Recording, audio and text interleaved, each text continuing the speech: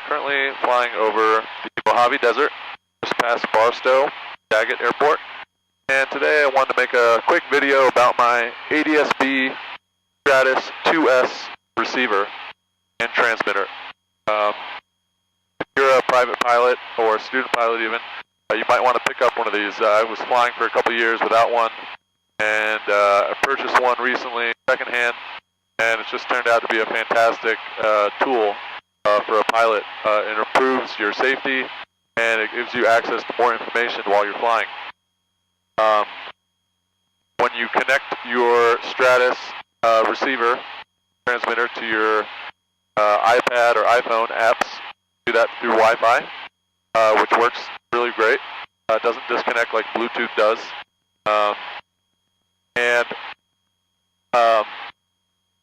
What it does for you is it November 559er Whiskey Juliet, Los Angeles Center. It lets you see other airplanes in the vicinity, their altitude and their distance from you and their direction. So it helps 7300 Mike Hotel, LA. Definitely helps you avoid traffic. So that provides safety. Instead of constantly having to scan outside your windshield, which you should be doing anyways, even with the receiver, because some people will not show up on ADSB. It does just provide that extra security and safety layer. So I would highly recommend you purchase one.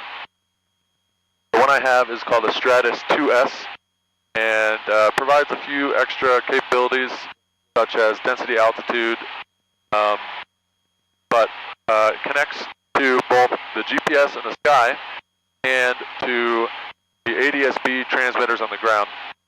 So it helps you, even if you have an iPad with a GPS, Wi-Fi, cellular receiver on it,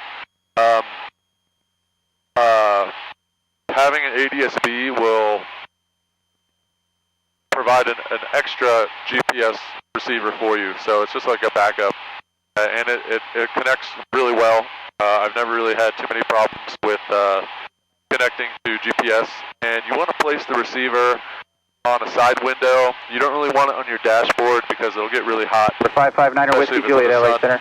But you want it to have a direct pathway to the ground, so it can connect to ADSB transmitters, and also you want it to have a direct view of the sky, so it can connect to multiple GPS satellites.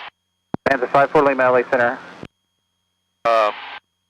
So I have it mounted on my rear window here. It's kind of hard to see, but it's right here.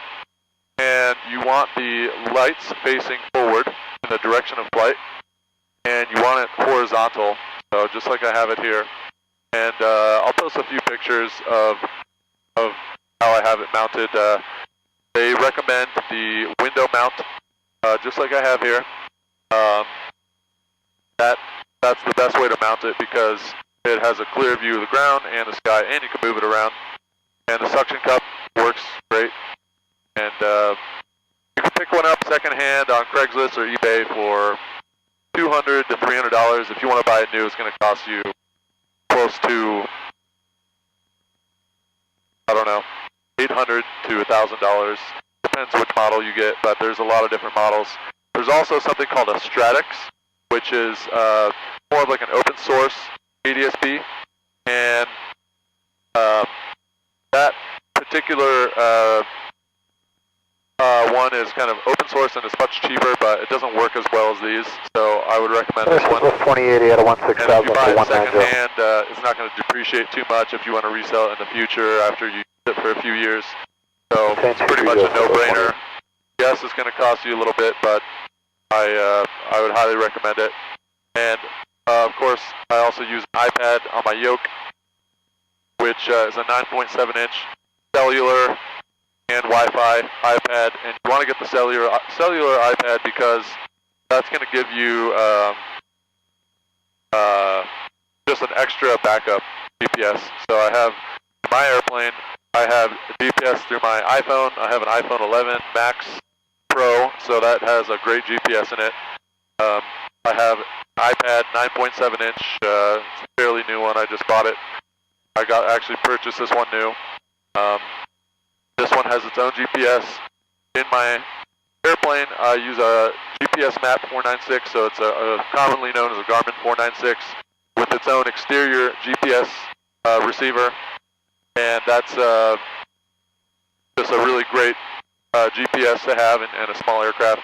But honestly, if you don't want to invest in putting a Garmin 496 in your airplane, just get an iPad and get the receiver like I have, and I would just have like a backup so you have 2 GPSs, and that would be my recommendation.